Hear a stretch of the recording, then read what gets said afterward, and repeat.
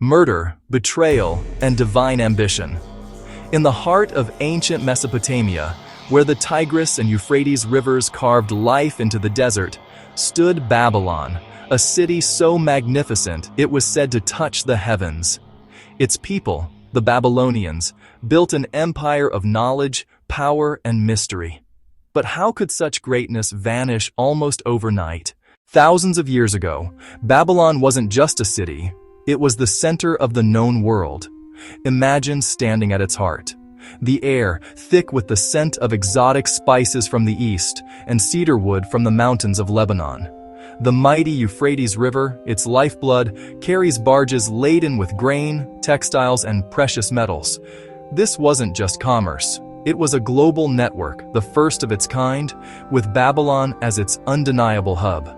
Towering above it all was the Etemenanki, a colossal ziggurat reaching for the heavens, a staircase for the gods to descend to earth. The Babylonians believed their city was a sacred space, a direct link between the mortal and divine realms. Its legendary walls, said to be so thick that chariots could race upon them, weren't just for defense. They were a statement of absolute power, a declaration that this was the capital of civilization itself. But Babylon's power wasn't just in its walls or its wealth. Its true dominance was forged in the minds of its scholars. They were masters of mathematics, developing a sophisticated base 60 system. Why does that matter? Look at a clock. The 60 seconds in a minute, the 60 minutes in an hour. That's a direct inheritance from Babylonian mathematicians. The 360 degrees in a circle? That's them too. They use this system to calculate everything from land surveys to the interest on loans, creating the very foundations of a complex economy. With this mathematical prowess, they turned their gaze to the heavens. Babylonian astronomers weren't just stargazers. They were meticulous scientists. They created detailed star charts, identified constellations, and could even predict lunar and solar eclipses with startling accuracy. For them, the movements of the planets weren't random. They were messages from the gods, omens that could foretell the fate of kings and empires. And their calendar, based on the cycles of the moon, gave us the concept of a 7-day week.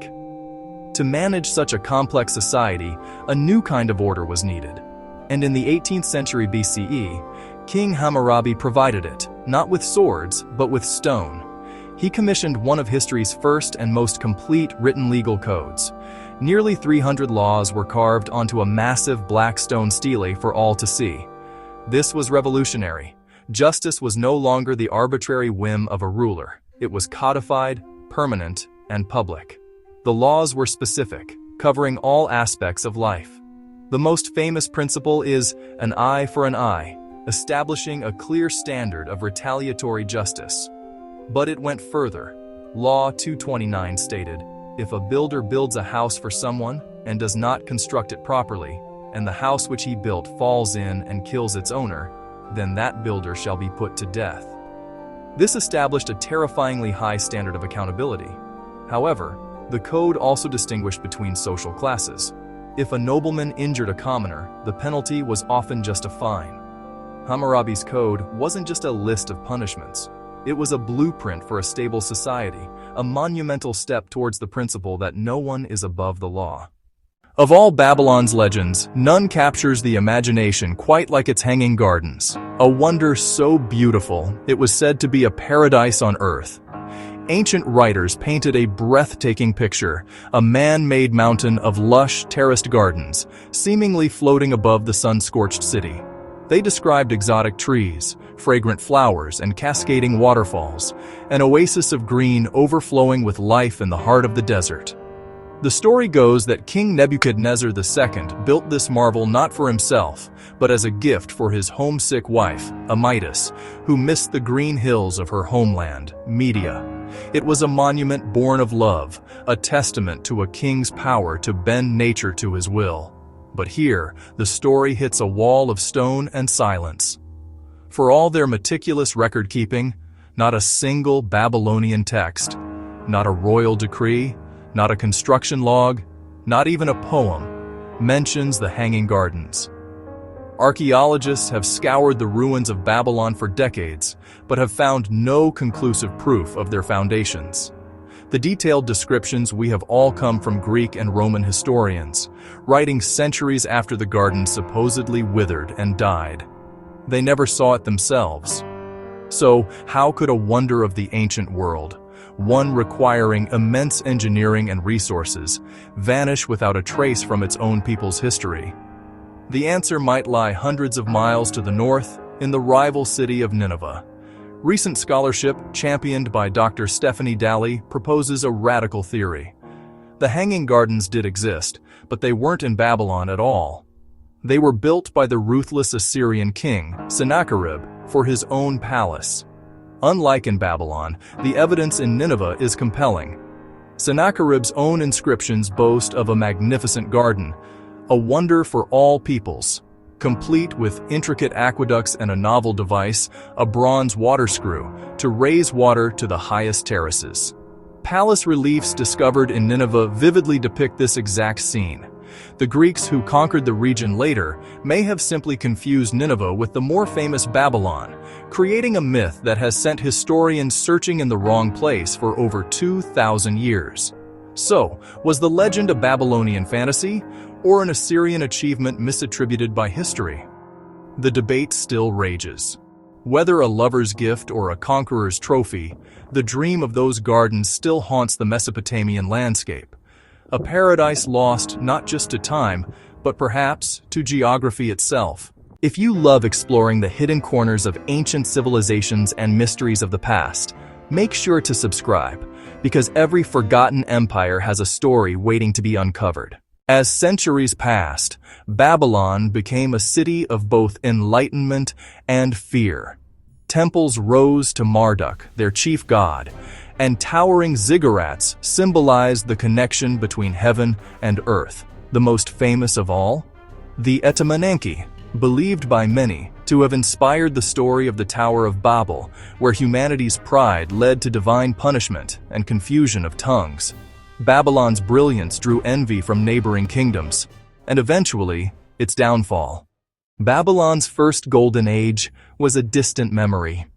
Power is a tide, and for centuries, it had been pulling away from the city, gathering force with its northern rivals, the Assyrian Empire.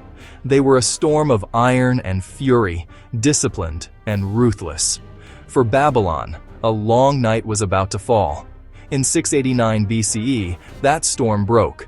The Assyrian king Sennacherib, enraged by rebellion, did the unthinkable. He didn't just conquer Babylon, he sought to erase it from existence. His armies swarmed the walls in a methodical annihilation. In a final act of desecration, Sennacherib ordered canals opened, letting the Euphrates wash over the sacred city, returning it to mud. He boasted he had destroyed it more completely than by a flood. For a time, Babylon was a haunted wasteland. But a city built on millennia of history does not die so easily. From the ashes, a new dynasty arose, led by the legendary Nebuchadnezzar. He was more than a king. He was an architect of resurrection. Fueled by immense wealth, he initiated a building program unparalleled in the ancient world. He didn't just repair Babylon, he rebuilt it into a breathtaking city of dreams, a wonder designed to awe the world. The empire swelled under his command, stretching far and wide.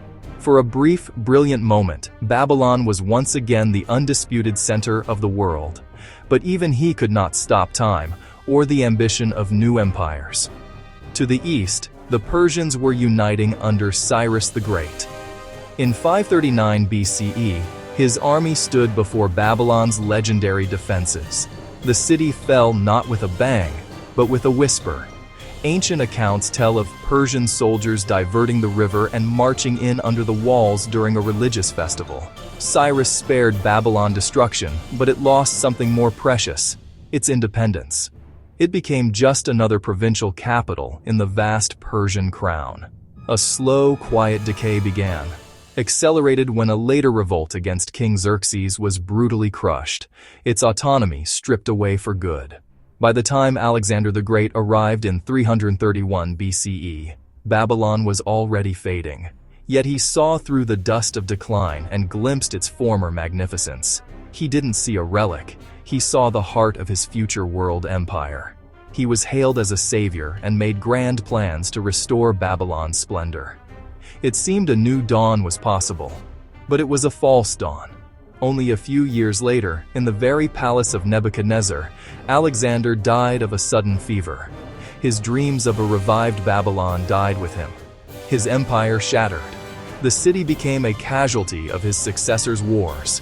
Its population eventually moved to a new capital, leaving the once great city to the wind and the sand, its story fading into myth. Today, Babylon's ruins lie in modern-day Iraq, its once towering walls reduced to dust and memory. But its legacy lives on, in our language, our laws, our calendars, even in the myths we tell. The Babylonians may have vanished, but they built the foundation of the modern world. So the next time you look up at the stars or mark time on your clock, remember the people who first measured them, the mysterious, brilliant, and forgotten Babylonians.